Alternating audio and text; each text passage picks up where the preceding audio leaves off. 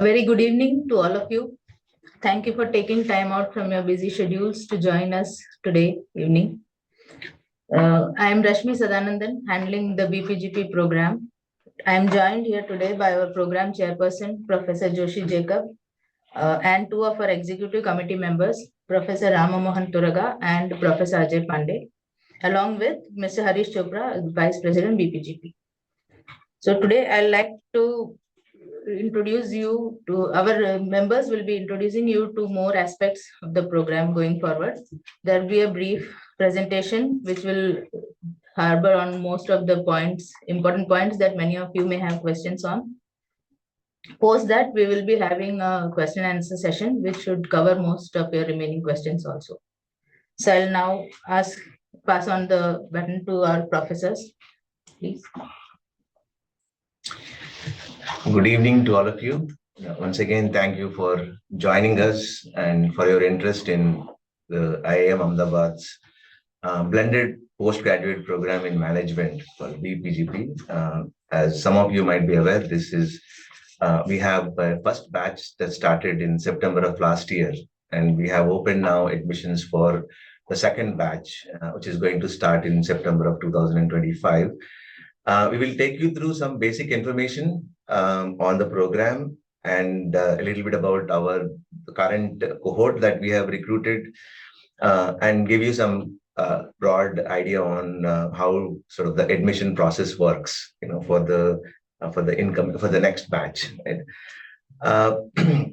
So, the key objective of the program is, we realize that post-COVID, with the improvement in technologies to offer online programs, we thought that for those working professionals who may not be able to afford to leave their jobs and do an MBA, to provide career acceleration for them, we will sort of take advantage of the sort of progress in these technologies and offer this MBA program, which is sort of has the same rigor as some of the other programs that we offer. So there's a broad objective of the program, and consistent with that, the audience that we are looking for is people who are in a middle management level and trying to transition into leadership roles. That's one sort of set of people who might be benefiting from sort of joining this program. Then leaders who sort of aspire to be future leaders and take their organizations to successful transitions.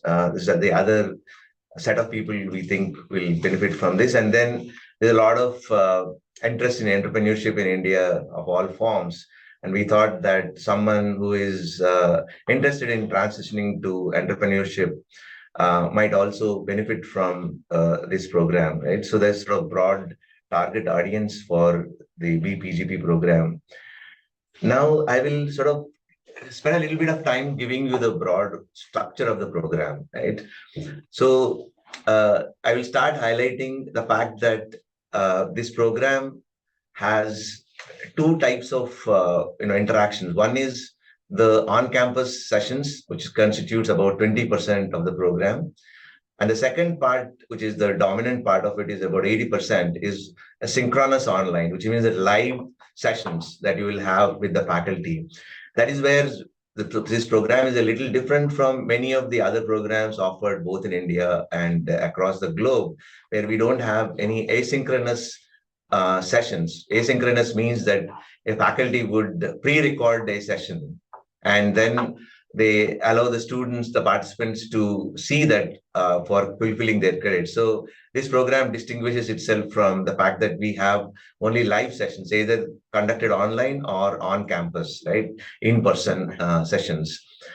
Broadly, some of the other details include it's a 2-year program spread over 6 terms, 3 terms in each year.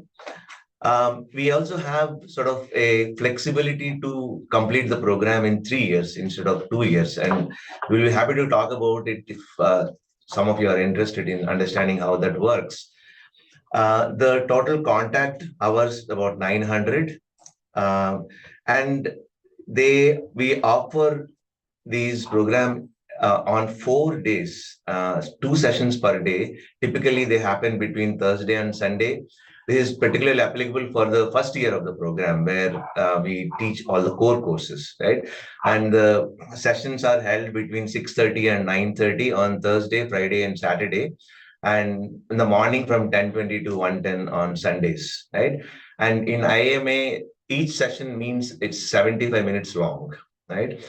Um, we also have on-campus sessions. Typically, each term starts with a 1 week of on-campus sessions, right? Uh, uh, and as I said at the beginning, we plan to start this batch starting from September of 2025. Much of this information is already available on our website as well, so you can look up if you want more information on this. But I hope this gives you a broad sense of the program. I will go a little bit into details of what I have just said. So in terms of structure, over the 2 years, we will have to fulfill what in our language called credit. So 36 credits. Each credit will be counted as 20 sessions, right? As I said, each session is 75 minutes long, right? So there are 36 credits that you have to fulfill, 18 in the first year and 18 in the second year. The 18 credits in the first year are all compulsory courses, right? Everyone in the batch must take those courses and sort of complete those credits, right? The second year is we have a small module which has compulsory courses. Again, like in the first year, those 1.5 credits have to be fulfilled by everyone. But rest of the 16 and a half credits in the second year will be elective courses, right? There you choose based on your interest among a whole course of or set of electives that the institute offers, right? And in the first year, apart from the compulsory courses like live online sessions and in-class sessions, there is also a summer project, which is again mandatory, which is completed between the break sort of on in the first year and second year, right? It comprises of 2 credits equivalent to 2 credits. And I will talk about that project a little bit later. So that is broad structure, right? You have to sort of complete 36 credits over 2 years. In terms of the details of the courses, the core courses broadly deal with business environment, like social, cultural, and legal environment and economic environment of business. Then we will have some courses in operations and decision sciences, introducing you to the decision-making frameworks. And we have organizational behavior strategy, and so where we talk about leadership and organizational behavior. And there is functional core in marketing and information systems, and one of those. The core courses broadly cover these what we believe are essential elements of a management program, right? And then we have electives that are offered by our faculty across different functional focus: finance, marketing, strategy, HR, and information systems. And typically these courses cover a variety of industries, fintech, healthcare, professional services. And some of these courses will also give you a more advanced understanding of some of the decisions tools that are emerging and are becoming central to business today, right? The artificial intelligence and machine learning and big data analytics.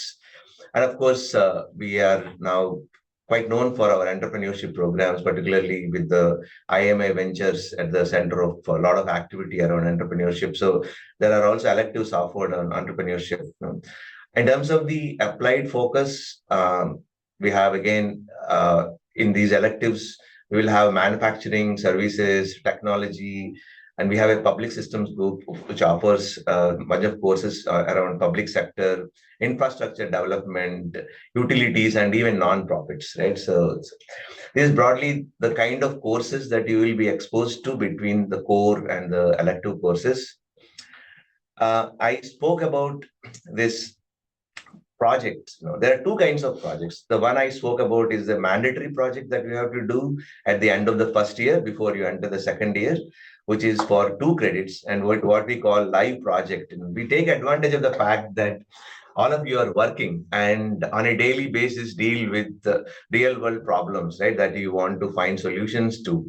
And this summer project, while it is not mandatory that you pick a project from your own work, but we strongly encourage you to use this opportunity to pick a problem that you are trying to, sort of figure out in your own organization, in your own work.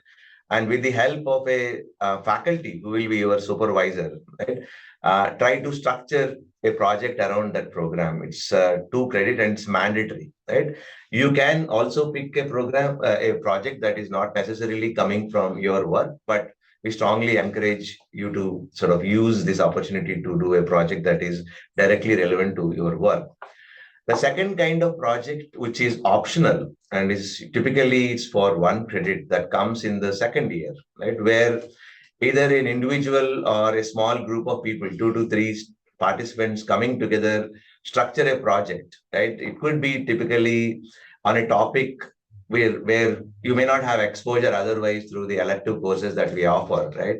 You pick that, and with the help of, again, a project faculty supervisor, you can do a project course that will give you 1 credit towards the fulfillment of your required credits, right? So that is an optional, and you can do that in lieu of some of the elective courses that you have to do in the second year, but subjected to certain limits on how many of those courses you can do per term, right? So that is the optional course that project course that comes in the second year, right?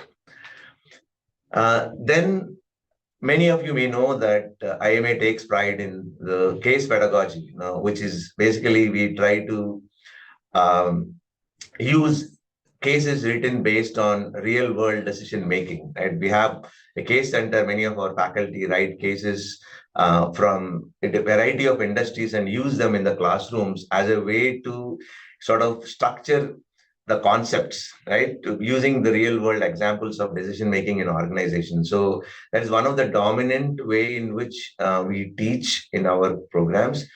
And apart from that, we also, depending on the type of course, lectures, role plays, simulations, and sort of peer-to-peer learning is mainly through many of the courses will have project components that are group-based, where the groups that either we create in the first year or you create yourself in the second year, a bunch of people can come together and work on sort of learning as part of the coursework that you do, right? So these are broad set, but predominantly we use this case pedagogy as the primary tool through which we teach, right?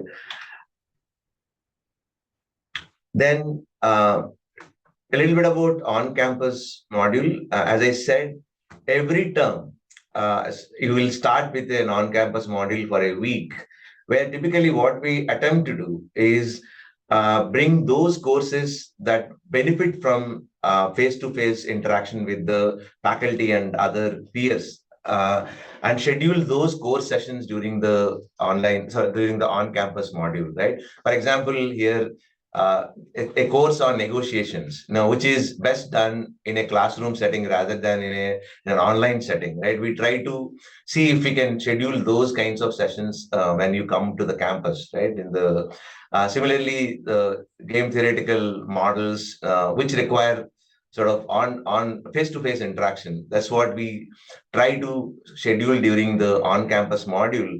The other thing is that, the campus sort of a very vibrant environment in terms of many centers that we have, where you can come and talk to these centers and try to see if you can do something with all the ecosystem that is available, including we're one of the best libraries in the country that the IIMA has, right? So it will allow you to, and also additionally, on-campus modules also give you opportunities to interact with participants in the other programs, right? For example, we have the 2-year MBA program and the 1-year PGPX program, and learn from other programs, not just from your own peers, right? So that is broadly how we are trying to structure and implement these on-campus modules.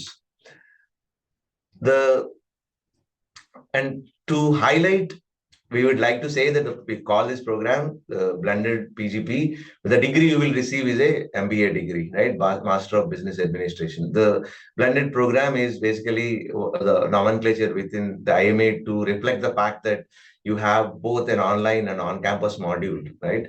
But the degree that you will receive is called Master of Business Administration, like our other programs, right? Well, as you know, we already have one batch which is in its second term right now. They have completed their first term. I will give you a brief overview of the batch. So right now we have 138 students. For ease of learning, we divide them into two sections. In the first year, when they said all the courses are compulsory, the average age of the cohort that we recruited last year was 32 years, of which and a quarter of the 138 students are women. The work experience is about 8 to 9 years, the average work experience of the cohort, right? Um, in terms of the industry represented, we have a whole range of industries that are represented in among the 138 participants that we have, including some of them are like entrepreneurs, right, who want to accelerate their progress in entrepreneurship, right?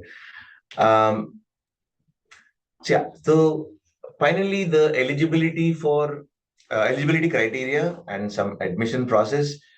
Let me emphasize that most of the information is already available on our website, and we strongly encourage you to explore our website and get back to us if you have any specific questions. What I'm going to do here is highlight some of the key things that you should keep in mind when you are applying.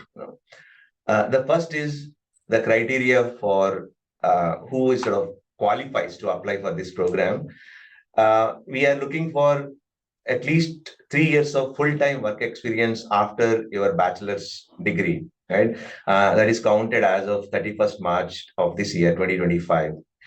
And you must be at least 24 years old which means that you should be born on or before 31st March 2001, right?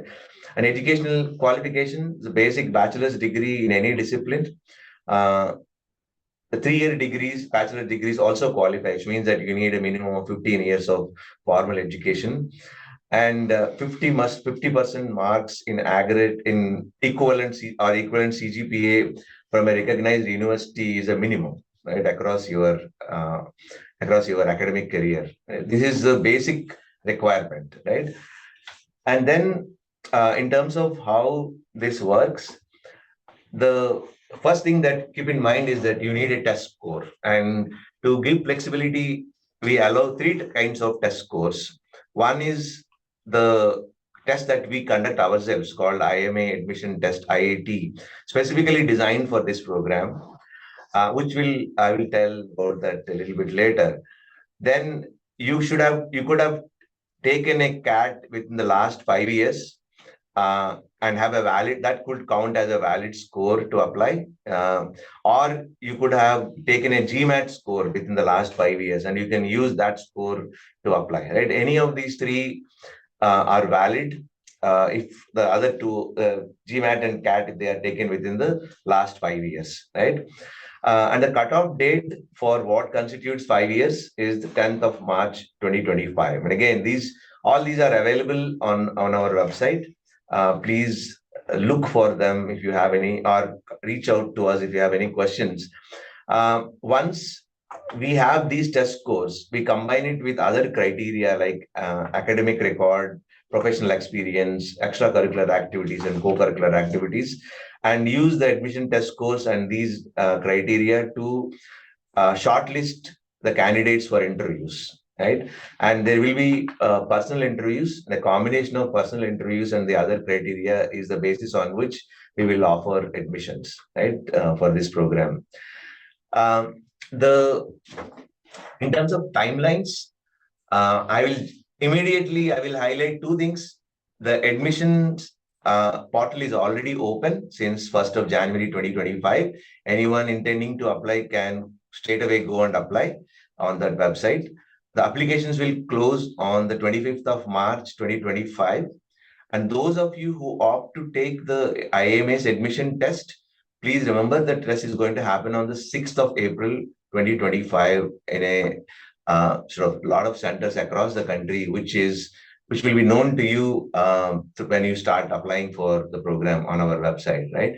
And the other details you will come to know are available on the website, when the interviews are going to happen, and when we are going to communicate our final decisions on offers and wait list. They're all available on the website. So immediately, what is important for you to know is that 25th March is the deadline to apply, and 6th April will be the test if you are opting for IIT. Right? And program fees, its total fees is 20 lakhs. There is also a nominal application fee. For IIT, it is 5,000 and it's 2,000 if you are applying through the other tests, right? If you are applying from Dubai, it is the fees applicable in US dollars, 200 US dollars.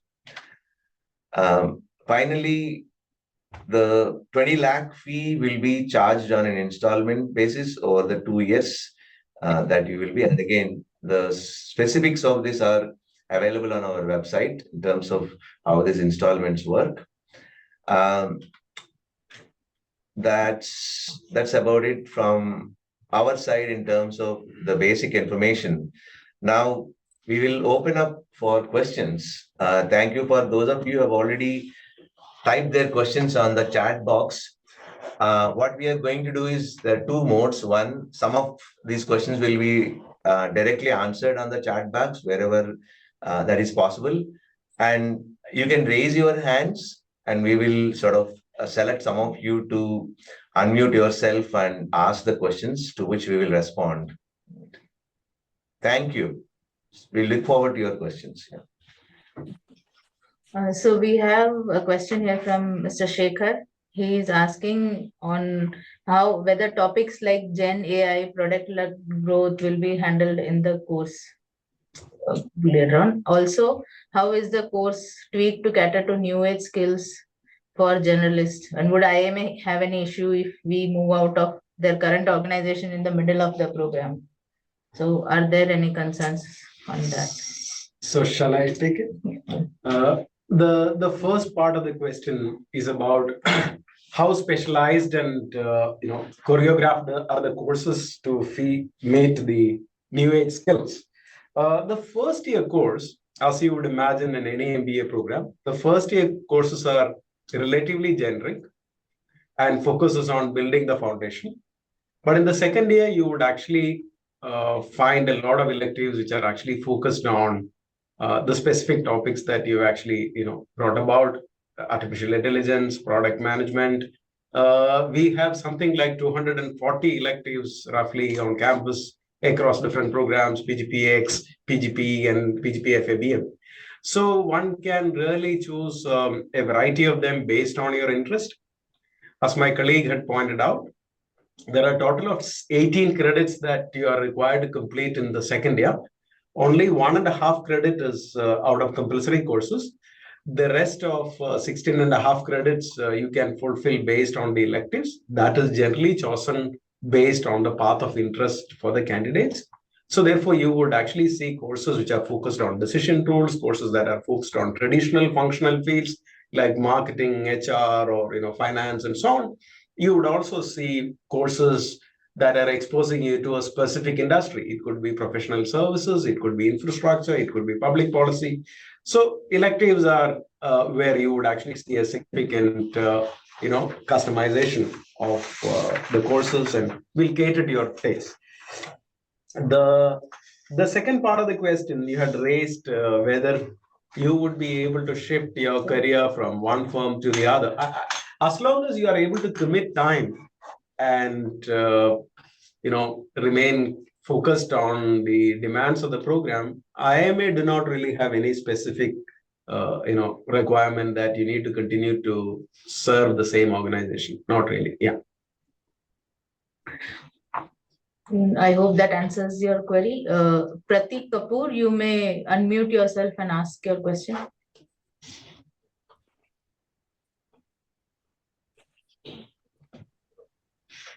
Hello, hi everyone. Thank you for the information that you have provided.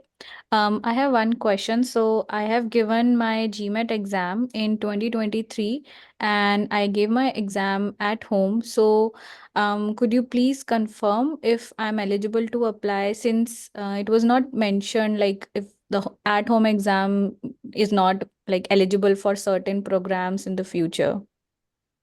Yeah. So, Prati, to answer your query, we are not considering this, we are only considering center-based test scores for our applications. So, online exam test scores are not being considered. Can I please know the reason for the same, please? So, basically, these test scores, this is part of the admission, the decision on based on the admissions committees from our end. Ajay, you may want to supplement the. Okay, so I hope Ajay, am I audible? Yes. Okay, so I think generally during the era when everybody was forced to take the test online, there were both media reports as well as from the grounds up, including people from within GMAC,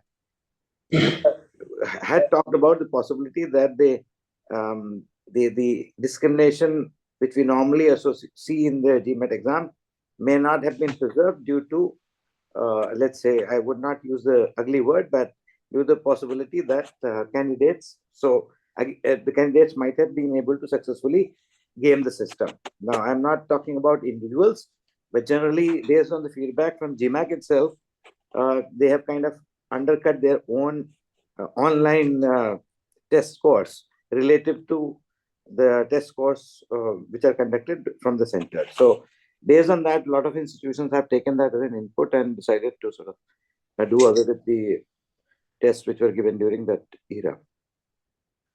So now this may not be very sort of nice to hear, but that's what the ground up report which we have. Okay, taking the next question, Mr. Asif Iqbal, you may unmute yourself.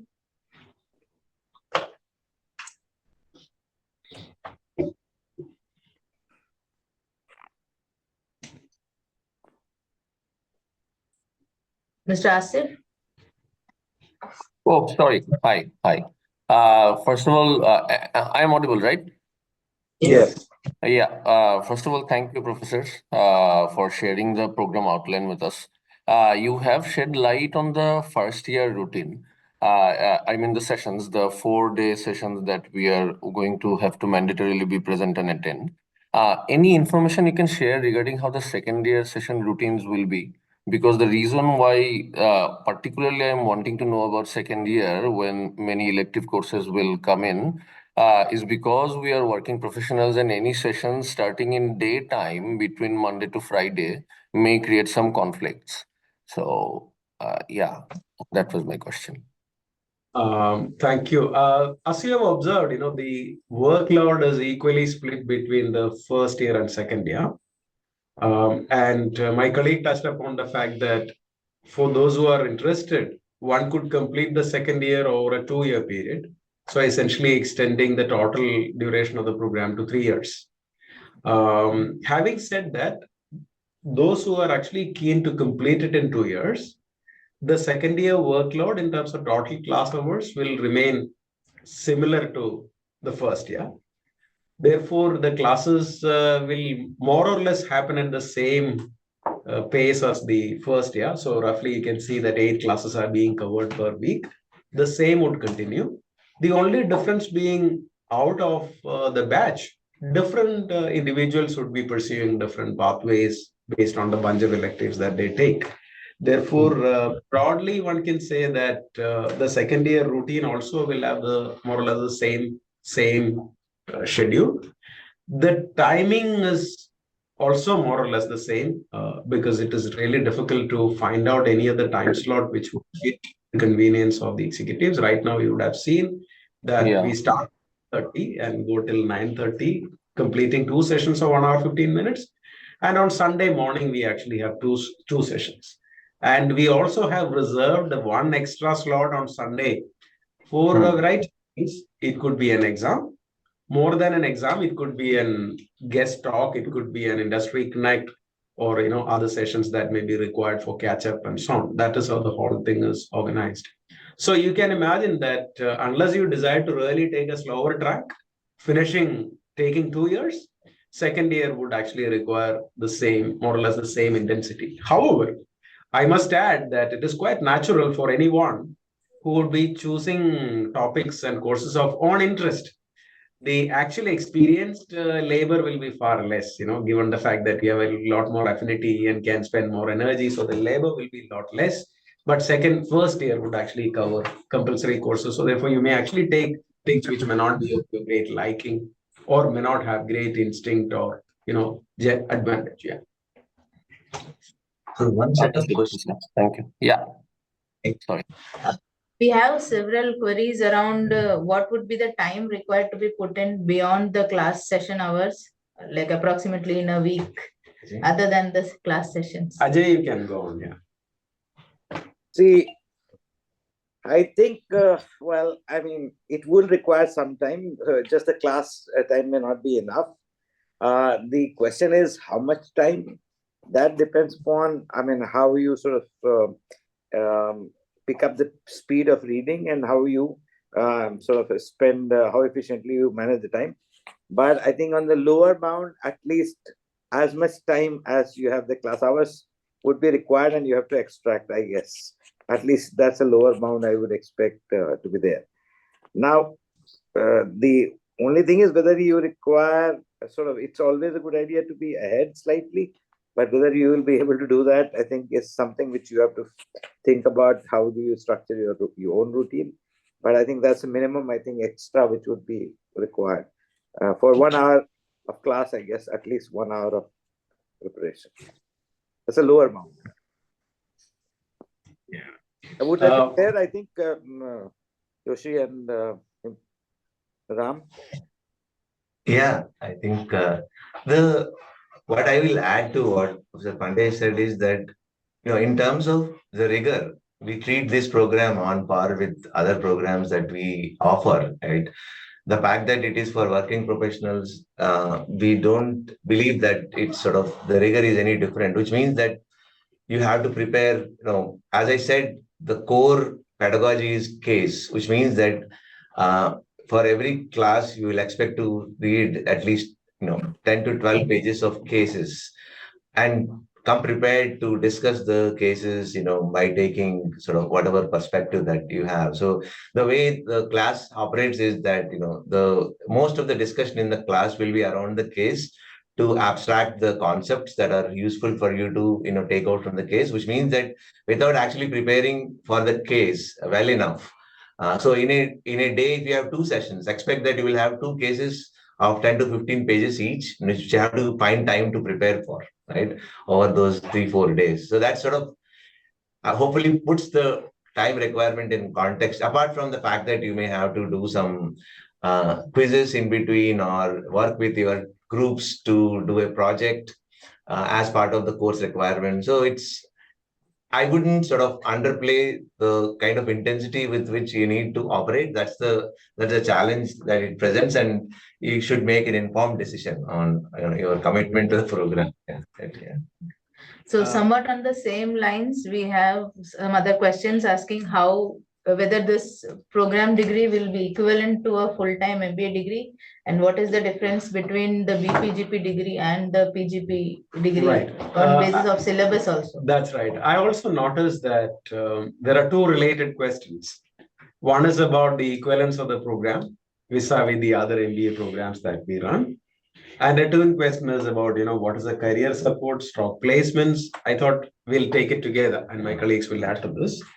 First of all, if you go back to the genesis of the program was brought about by the felt need that a lot of working professionals would not want to really take the costly route of quitting the job and pursuing a full-time program for 1 year and then get back to a different career altogether. So therefore, we thought, okay, by giving them the same learning intensity and experience, candidates will actually be able to stay back in the job and bring, enough learning so that their career faces greater acceleration. So having said that, let me now first attempt to, clarify on the first part. I may consider this program as one of the triads of the MBA programs that we do. We have 3 programs. a program for relatively fresh candidates called PGP, where young candidates come and then they spend 2 years and then go out looking for a placement. There, of course, the institute extends career support where students bring in their own effort and try to secure a job for them. The second MBA is a PGPX where candidates are actually here on campus full time, quitting a job, and they also are desirous of career shifting and so on. So they also have the full career support. In this program, since the candidates, of course, let me just first address the question of rigor and comparability. Actually, the online MBA program is very close to the PGP in terms of the total credits that we are covering. It is more than PGPX because PGPX being a one-year program. And by way of rigor or intensity or any other component of the academic evaluation, there is no difference. And as we had shown you, the certificate actually awards you an MBA. However, since we are actually expanding on the nature of the programs and the mode of delivery of the program is different, we of course acknowledge in the certificate that this is a blended mode postgraduate program. Now, of course, as some of you may know, last year we had actually called this as online MBA, but then we figured out that the program at IIMA is quite unique. We actually provide, only live interactive sessions, and therefore the program need to really stand quite distinctly, right? So therefore, in terms of is this a full-time MBA program? The answer, it is not full-time. It is a blended learning program, but is it MBA? It is by all means of our recognition. It's a full-time MBA from IIMA and would allow you to really become eligible for anything else that a degree will allow you to do from IIMA. So there is no difference. Now coming to the career, of course, we have right now a batch of 138 and we are all quite happy to understand that these are candidates who had actually had very successful career gradient, and most of them would like to really benefit the program to really accelerate or build further gradient in their career. Some of them may be even thinking about shifting. Now, we don't intend to really organize a placement from the side of IIMA at the end of this program because people are already on, most of them are actually already on promising career. However, there may be a cohort or set of students who may be interested in career shifting, leveraging the degree for their own good. For that, IIMA considers it is important for us to really build equity for this program. As long as the employers recognize the program as something which is really as rigorous and value adding as it is, the extent to which in your organizations or elsewhere, if you desire at any point in time that you want to shift out of career, the batch has the full potential and the flexibility to really leverage the IIMA degree and the experience and the network for building up their career. So currently, how the students are actually going to benefit out of this, how do they want to really convert that into a systematic career building approach? We haven't yet gotten there. Right now, we are actually focused on building the equity for the program among the employers so that the program get the same recognition as you would get for, let's say, post-experience program like PGPX. That's where we are right now. Yeah, so basically we hope that it will either help you accelerate your progress within the same organization that you are already in, or it will provide you the kind of leverage you might need to shift your career into a different sort of field or sort of maybe move to a more sort of leadership positions. As he said, right now we are so one of the things that we do in order to sort of, he said, the question of building equity. One of the things that we are doing is that for example, the first batch of BPGP, we have a separate page where we provide the profiles of all the participants to give exposure to the participants who are participating in this program. So one of the things is what we are trying to build equity is through popularizing this the participants of the program through the IIMA website, right? Ajay, anything that you want to add here? So three things. I think the answer to the question is technically it is like an MBA, that is true. Second thing is our focus is currently in selecting the best participant and making the program rigorous so that the equity builds up of the program. Then third thing, finally, if you are looking at how valuable it will become we hope that if we get the first two elements right, I guess we'll be there. So as of now, it's early days, but we hope that as we have started and we have made good moves, so we hope to see that the program will get recognized.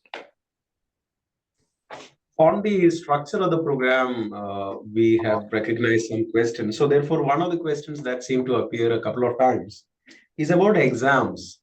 So in fact, let me sort of draw out from the experience of the current batch. As my colleague had shared, we have 138 students who are admitted in the program. We have completed one term. The second term is in progress. A term typically has 6 to 7 courses, and the courses, depending on the nature of the subject matter, there could be quizzes, there could be midterm and end-term examinations. So for example, last term we had a total of 14 exams. It does not really mean 2-hour exams, all of them.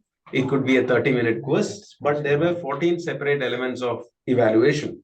So therefore, it's not a program in which we would actually allow candidates to not learn from the experience and reinforce that learning through exams. Some of you would agree that exams actually serve 3 purposes, right? One is to really reinforce your learning. Second is to really allow you to apply some of the concepts that you have learned in context which are more meaningful. And the third is to really provide a benchmark, right? With where are you standing vis-a-vis the peer group, right? So therefore, we think it's important to have exams. And I'm actually doubly confident now from the feedback of the first batch. They don't want really the rigor to get diluted. So there will be exams. Now, what will be the schedule like, therefore? The second question. The schedule is all these exams are conducted, almost all of them, not on campus, but actually online through a secured platform with protocols and so on. And most of the exams are towards the end of the term. But however, they don't really happen in a bunch of 2 days or 3 days. It happen over a period of time. So therefore, exams are part of the rigor of the program. Yeah. So there has been some questions regarding the faculty who will be teaching these courses. So I think that Professor can clarify. Yeah, I think there is related questions on that. Is it an IIMA program or a mixed delivery? And let's make it very, very clear that this is an IIMA program like any other IIMA program that is currently being offered. A 2-year MBA or 1-year PGPX. It is fully an IIMA program. No one else is involved in delivery of this program. And the same faculty that teach in every other program also teach in this program. Right? This is an IIMA and IIMA only program. It's implemented, is operationalized in the same way we operationalize any other program, long duration MBA program that we offer. Right. And a related question that has come up and is going around is is it a program that is accredited or eligible? See, IIMA today is actually an institution recognized by the Act of Parliament. We have the full power to really grant degrees. So therefore, the moment IIMA confers the degree, it is not different from any other degree offered by any other entity. So therefore, there is no distinction between, we don't need external validity from a legal standpoint. However, we would admit that the equity of the program is being built, and IIMA will continue to aspire to build that and want to really make it one of the top 10 globally ranked programs offered on the hybrid mode. As you know that such kind of programs are increasing world over. Yeah. Okay. Mr. Yogendra Sharma, you may please unmute yourself and ask your question.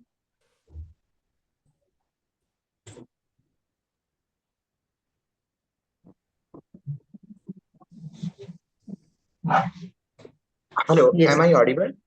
Yes. Yeah, first of all, thank you for providing me the opportunity to ask my question, and thank you for organizing this webinar, the IIM-BPGP team. I quickly had one question around the work experience of the first cohort. The average work experience is slightly on the higher side, let's say 8 to 9 years of work ex. So I wanted to ask, are there candidates who also had on the lower side of work X around 4 to 5, or let's say 5 to 6 or 3 to 5 years of experience too? So we have, as you might have seen during the slides, so you are eligible as soon as you complete 3 years of employment. So, and we definitely have people who have just completed that 3 years as well.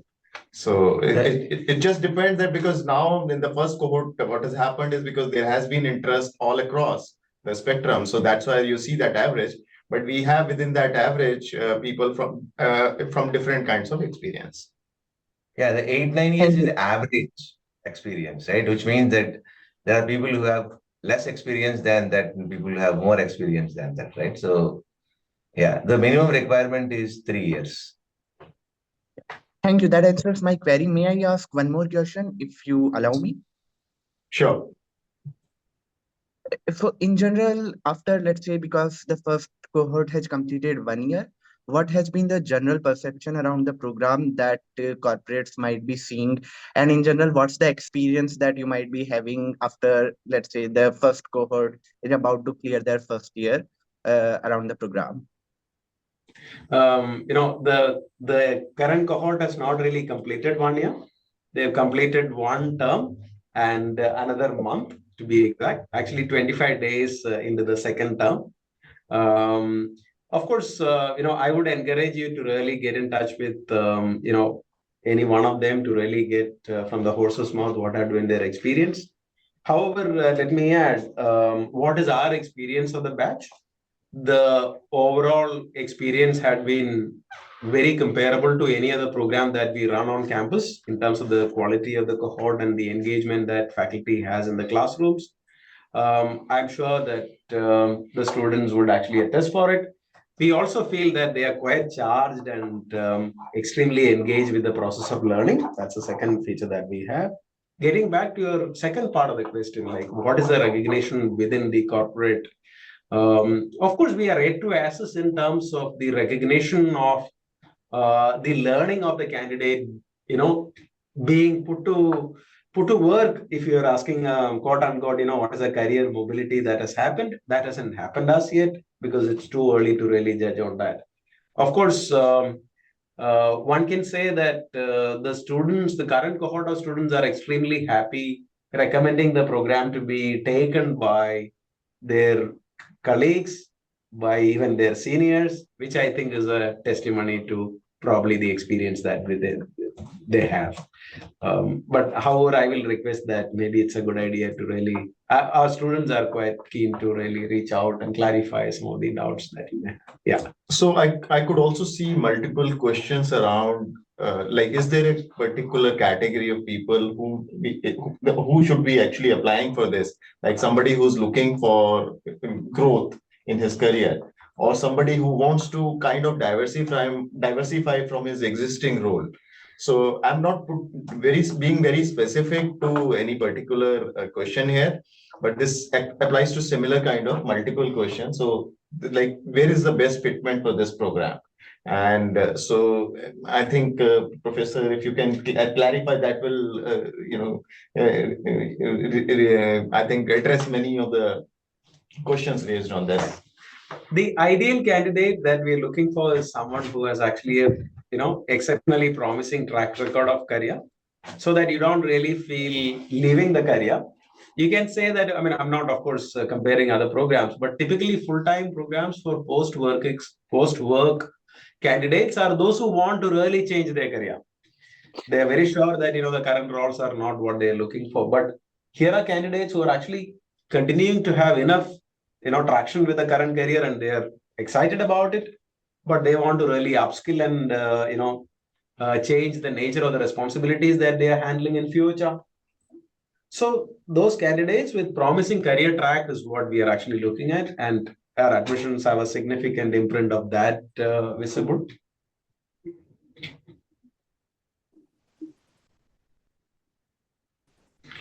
Okay, Ms. Dipali, you may please unmute and ask your question. Yes, thank you for giving me the opportunity to ask my question. So yes, my question is, if someone is flexible to do a 1 year executive MBA or the blended PGP, so according to you, which is more significant and more valuable in terms of career growth? Ajay, you might want to respond to it. It's a tricky question. The only thing is, see, the point is there is a risk which you take when you cut off your current sort of, when you resign and come and join the PGPX program. So you have to build up, you have to use your prior experience in order to really sort of aspire to take up a bigger, better role in terms of responsibility, in terms of pay, and so on and so forth. Here, what we actually are targeting the participants who are comfortable in their space, wherever they are doing. It's just that they are prepared, they are more sort of interested in preparing themselves for what might lie ahead, maybe 2 or 3 or 5 years down the road. And so that they can sort of prepare for the bigger roles as they're working. So they're happy with the current role which they are having. And so the profile of the participants is very, very different. Motivations are very, very different. The risk taking is also very, very different. So I don't know how to compare. But these are basically attributes. Okay, got it. Thank you. We have a couple of questions on whether last year's IIT score is considered valid. So to answer your question, last year's IIT scores will not be considered valid.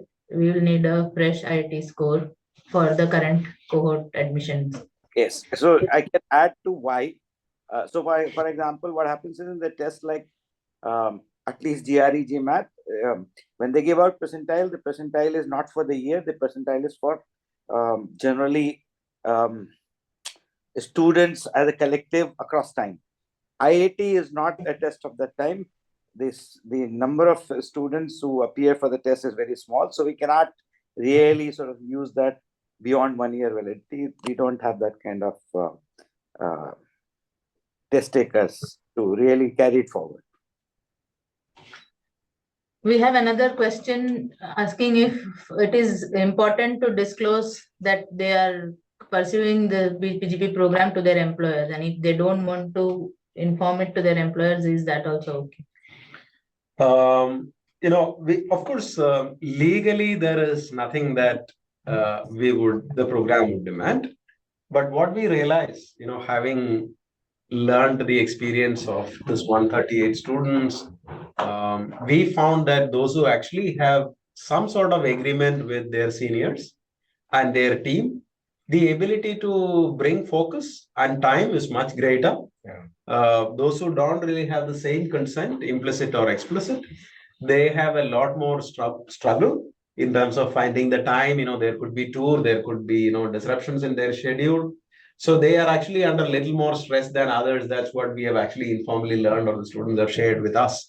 So therefore, legally, we don't require consent, but it seemed to really matter significantly in the ability to really meaningfully learn out of the program. That's the sense that we take. Yeah. And in most instances, the employers are quite supportive of the fact that many of our participants are engaged in this program from whatever we have learned.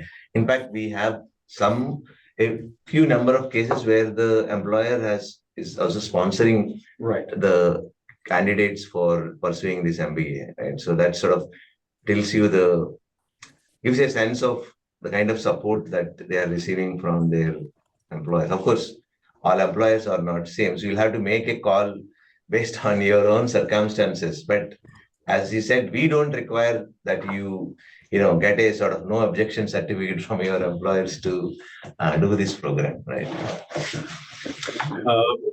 There are a set of questions on the flexibility in the program by way of missing classes, leave, access to recordings.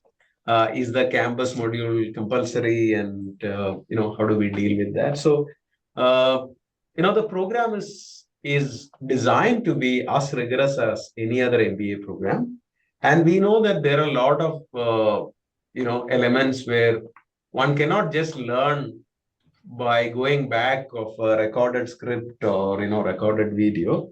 Experiencing is learning rather than watching it later. Therefore, we insist on full attendance. That is the reason why we don't have asynchronous sessions, Right. as we have said in the beginning. And however, there are situations in which people have exigencies. For example, someone had to really appear on in a court of law for a different reason, or there is an exceptionally, exigent situation where one had to really go on a trip abroad. In those cases, on a case-to-case basis, on exigencies which are actually, squaring up to be really very genuine and legitimate, we do give limited access to the recordings, but that's actually extremely, rare. The default is that there is no recording that is available for watching the class that is missed. Yeah, that's a way you should really see it. Mr. Saurabh Jain, you may please unmute and ask. Okay.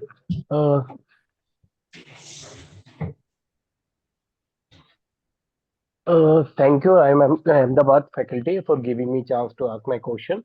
So my question is that I have given the CAT examination maybe 10 or 12 years back. So I have an experience of approximately 15 years. But my question is that do we need to give IIT exam? But you clarified that we need to give IIT exam. So I just wanted to understand what is the difficulty level of IIT exam? Like if we want to come to regular MBA exam, regular MBA from IIM Ahmedabad, then we need to qualify at least 100 percentile or 99.9 percentile kind of thing, and that is really tough. So I just wanted to understand what is the level of IIT exam, and what is the difficulty level, and if you can elaborate about the last year people who came into your campus, how much they have scored, and what time we have to give for preparation for that examination. So that is my only question. Ajay? Okay, so, well, see, these exams are basically not so much to declare our verdict on what you know, what you don't know. These exams are meant to help us in shortlisting the candidates which we can interview. We cannot interview everybody who applies, whether it's PGP or whether it is, blended program like this. So don't worry about this. Of course, the test will be testing your basic ability to do some quantitative thing, which will be of the level of 10, 12.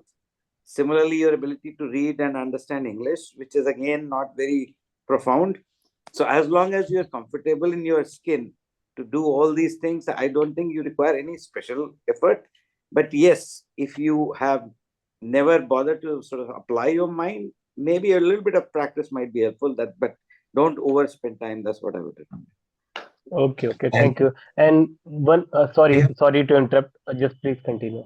I just want to add the sample questions representing each of the three sections: verbal ability, quantitative ability, and logical reasoning, are actually available for you to go through so that you have a sense of broadly what the IIT is focused on. They are on the website, and that will also give you a sense of the difficulty level that you are asking about. Right?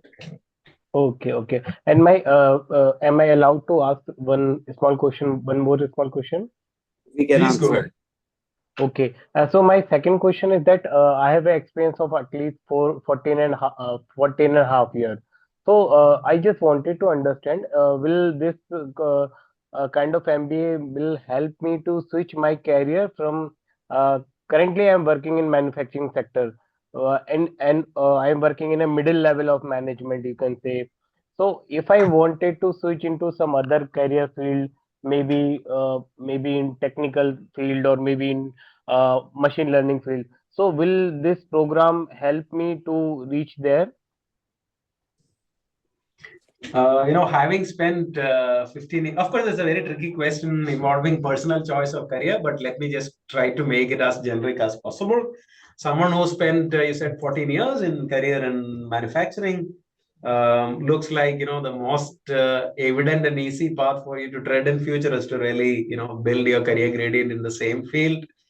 Now, if I were to really switch to the second part of the question, you're asking whether it will actually allow you to specialize in something like AI, ML, and so on.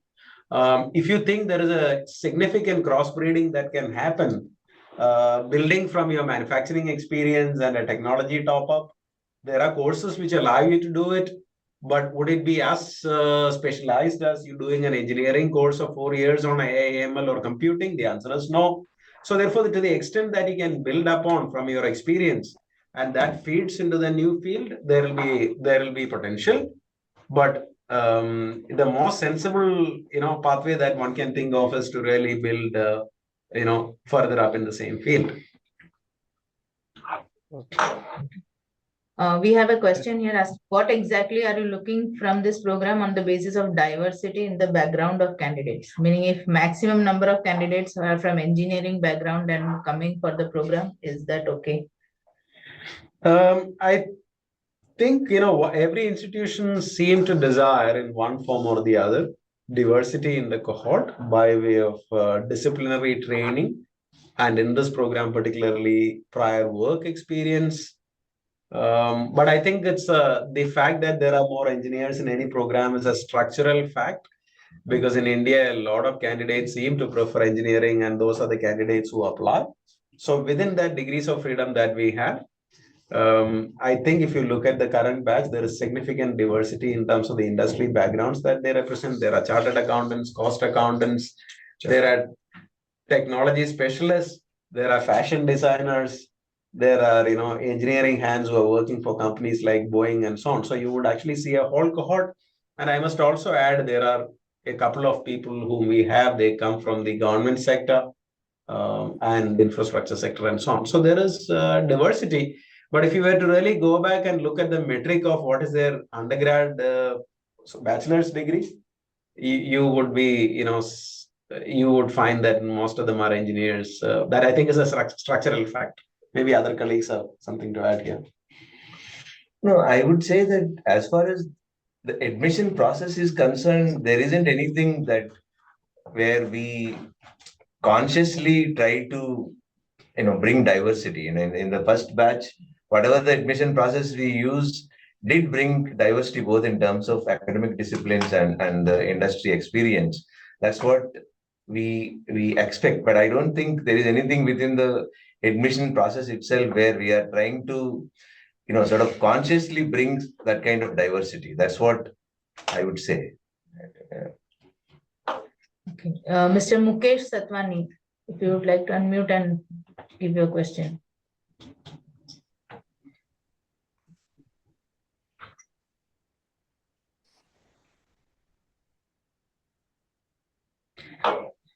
Okay. Mukesh, you there? Yeah, we can go on. So in the meantime, we can actually take questions regarding the access to the resources on campus as well as the book material and all of that. So Professor, if you want to clarify on that, like while they are undergoing the program, will they be able to access the campus resources, and also what would be the book material? How will that be delivered? Right. So for each term with the designated courses in the first year and so in the second year, depending on the pathway of electives that you take, there are textbooks. There is additional what we call as case and reading material. They are all supplied in physical form when the candidates are actually here on campus. And throughout when they are on campus, they get actually access to all the resources which are available on campus. The only difference is that when you go to the online module, since you are away from campus, unless you make a visit to the campus, you may not be able to physically borrow resources from the library, but you can still access the digital resources and everything is available. So there is no distinction that we draw between BPGP students and others in terms of the access to the facilities which are around on campus. Yeah, thank you. Okay, Mr. AK, if you would like to unmute and ask your question.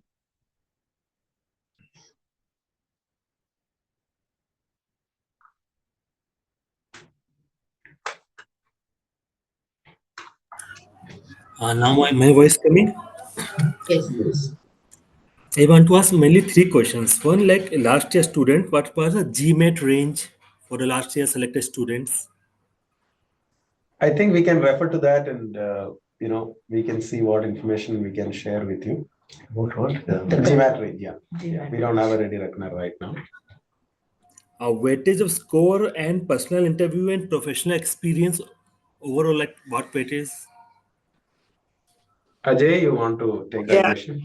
What happens if we, as you rightly pointed out, we use all the three matrices, but unfortunately we can't provide the weights because we want to not disclose particularly the interview scores, because that is to protect the identity of those who are interviewing. So it's a combination of the three, but if we start revealing the weights, automatically you can infer how was the interview performance. So we just keep it a little bit shrouded. Shortlisting criteria, I guess, is more visible, but the final selection criteria is somewhat crowded. One more last question, can I ask? Sure. Like it Yes. is showing like 32 years is the average age. So like a person of 38 years or 39 years of age, like government employee of in audit department and all, for him also it will be beneficial, or only for young people are you are saying middle people like around 27 to 35? So actually, I'm sorry, can I take this question? Yes, Yeah. please, sir. So actually, no program, whichever program you attend to, by default is going to help you in anything, unless you know how you are going to use that program or whatever you are learning, how you are going to use it to further your own either interest or your understanding or your career, whatever you decide. So ultimately, the responsibility of using the program to realize the benefit lies with the participant. This is true for PGP, this is true for PGPX, and this would be true for BPGP. So ultimately, we can only provide an opportunity for you to learn, but we cannot really, it's not in our hand to sort of decide how you are going to use this to further your own career or whatever other objectives you may have. So in the current cohort, there are candidates with significant work experience, more than 15 years, also from the public sector and also from the government sector. Of course, how one really channelize the learnings for own career or personal fulfillment is left to the individual, but it's a mix of people with experience of various ranges. Yeah. Rashmi, you can provide some clarification on the IIT examination, like the mode, the date. Of course, we have already announced that the date is 6th of April. 6th of April. But the modalities, like where will it be digital mode, or is it there is a need to go to an examination center, who's conducting it, and all of that? Maybe you can just address that. Yeah, so the IIT, the IIMA admission test or the IIT, it will be an online test which the candidates will be taking from our designated test centers across India and in Dubai also. So there, once you have completed your application, when you are filling up your application itself, you have the option to select the your preferred center for the test. And once the applications are filled up, you will be receiving an admit card with your center details and all. And the test, it is conducted online with and the syllabus or the material considered inside would be similarly on the similar lines of GMAT and GRE. And the sample questions are actually available. You can take a look at it. It's a center-based exam, not an online exam, where your identity will be verified. It is not something that you can take from home. It is online in the sense of you will be going to a center and the interface will be using a computer. You will do the exam, right? Online means you can't just take the exam from anywhere you want, right? So we have a specific center in each city that is specified. You go there on the date of the exam and using the computer provided to you in the exam center, you will do the test, right? And some of you have asked this question on, how large the batch would be and so on. If you look at IIMA's typical tradition, you can see that all our programs, PGP, PGPX, they actually remain as the smallest cohort compared to other IIMs because we don't really expand to scale. The same philosophy will hold for BPGP as well. I think Joshi, I think one question is about comparing our program with similar hybrid program offered by the other IIM. So you might like to reflect on that. Yeah, so the key difference that we see is, one is I call as, the triple differences. One I call as rigor. There is no difference. We make it as equivalent to other programs in terms of both the learning experience and the evaluation that we conduct. One is the rigor. The second difference that we see is there is actually no content which is, not live. Therefore, we can say that learning is experiencing. That is something that we insist on rather than some experience to reflect on. It is as you experience. The third is we have a very strong applied focus, as my colleague strongly shared, that our focus of learning is not really to pick up some theory which is very vacuous, but rather see that being applied. So therefore, what we are saying is, we know that practice without theory is madness, and theory without practice is sterile. We actually try to blend it a sweet spot, which is the unique selling proposition of IIMA.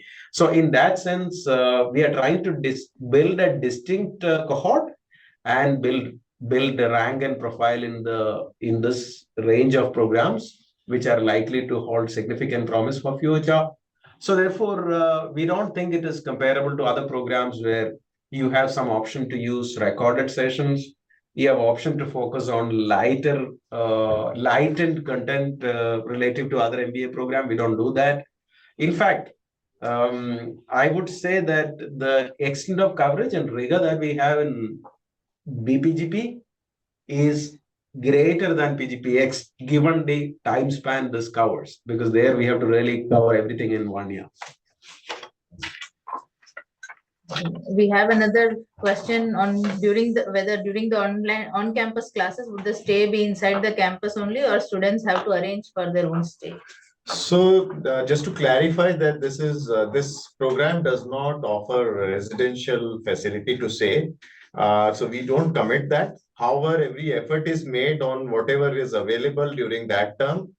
We try to accommodate as much as possible, but there is no commitment, and because there are limited facilities available on campus. And by the design of the program, there is no commitment to provide on-campus facilities.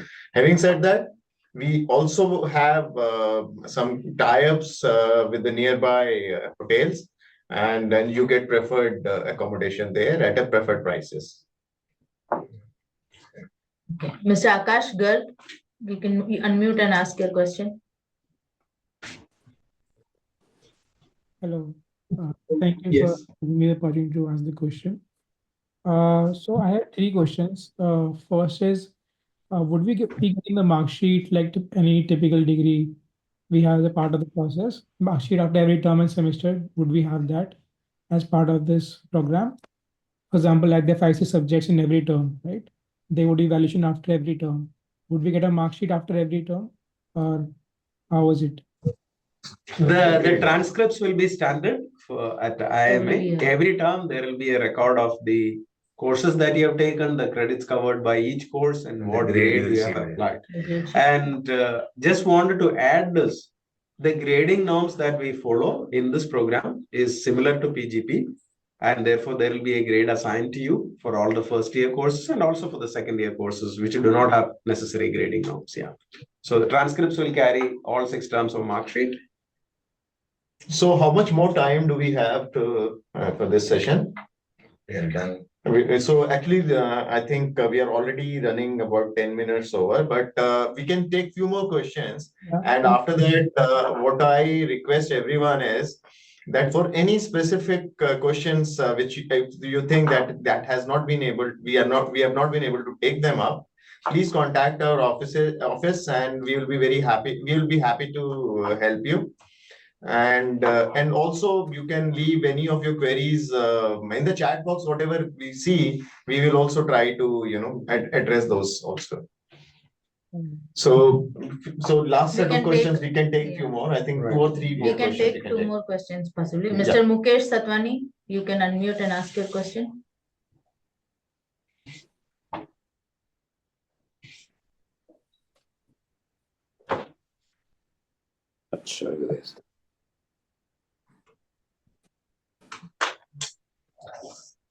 Mr. Satwani?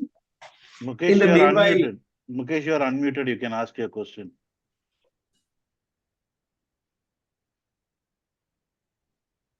I think in the meantime, there is a couple of questions that came with the same, more or less the same context, that whether there will be a specialization in the second year, will the program will actually lead to specialization. In IIMA, we generally allow participants to choose their set of courses as in second year and then claim the expertise if one is doing it in finance or marketing. But the program by designation is actually kept general. Often enough, why did we actually not choose to really say MBA finance or MBA marketing or technology? The reason is quite often the job market situations are, varying from point to point, and participants prefer. It is more convenient to not really have any particular, nomenclature. So therefore, functionally, yes, you can specialize, but do the degree carry that? Not yet. We don't have that right as of now. Yeah. Mr. Abhijit, you may unmute yourself. Hello, am I audible? Yes. Yes. Yeah, thanks for giving me this opportunity. So I have two questions. One is, does this BPGP program help us in networking with other IIM students, MBA students, like who are attending other programs, regular MBA program or PGPX program? And the second one is, any specific reason that why placement opportunity, if this is a full-time program, then why placement opportunities are not provided? Okay, so let me just quickly take the first question and then come to the tricky question of the second one. Okay, the first question, yes, the answer is yes. The students are gradually building their traction with the other program participants. And PGP and PGPX, the current cohort of students are actually in the process of creating their general council with representatives for each one of them. And once that is in full place, I think there are a lot of activities which they can coordinate with the other batches and also learn from the experience of each other. I'm sure that there are multiple common points which they can benefit out of, but that traction is getting built. It is not yet done. Is the institute providing an opportunity? For example, last time when the campus module happened, we actually introduced the PGPX council to the BPGP students. So multiple ways that interaction is actually building up. That's the answer to the first question. Second is, why is it that placement is not being actively promoted as a campus placement like other programs? This program participants are actually working full time and already committed to an organization, at least at the point of joining, right?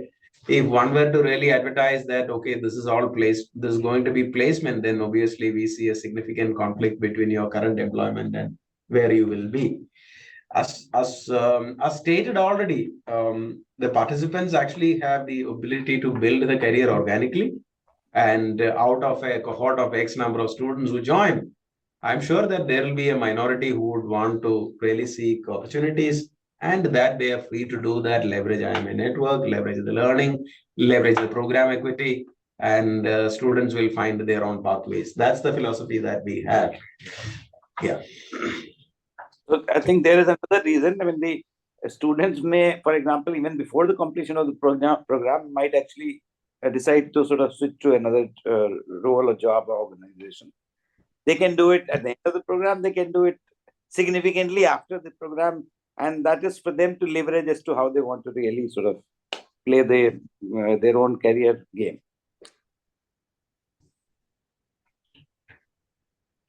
I think there is some question regarding how the exams are going to be conducted in the program. So the exams are conducted for each course depending on of course, exams are unique to each course. For example, there are some courses which would actually use applied learning, testing the applied learning based on a case. There may be exams which are actually more direct in nature. So the nature of the exam per se would vary. Now, coming back to the question, how is it being done? we actually have these exams conducted on what we call as a secure platform, where there is a certain vigil and what we call as quote unquote, invigilation, which is in virtual mode. And therefore, we make sure that there is integrity in the exam. Candidates are actually true to themselves when they are doing it, and there are all fair means deployed. All exams are actually conducted, most of them, except one or two, are all done actually online and have the same rigor and approach that we have for exams of other programs. Yeah. So when some of the exams may be conducted when you are on campus for your modules, right? So, but when the exams are conducted when you are back at your place, then they are going to be just like the way you take classes, except that it will be proctored through this secure platform. Yes. Right. Yeah. So there's one more thing which I want to clarify based on some of the questions here. So if you have a degree certificate, then you definitely can apply for this. And also, if you have, if you are a CA, if you are a chartered accountant, CS or ICWA, then also you can apply. Saying that it is only optional. Yeah, I guess your specific questions, please feel free to mail us. The team will be very happy to get back to you. We have already shared our email ID and the website details in the chat. You can always write back to us for any queries that you have. Right. Thank you. Thank you. Yeah, for all your enthusiasm. We look forward to many of your applications. Thank you very much. And I would also like to thank our esteemed professors for taking the time out for this webinar and sharing their insights with us, and to the organizing team for organizing this webinar so effectively. So thank you, everybody, Thank you. and have a good evening. thank you. Thank you.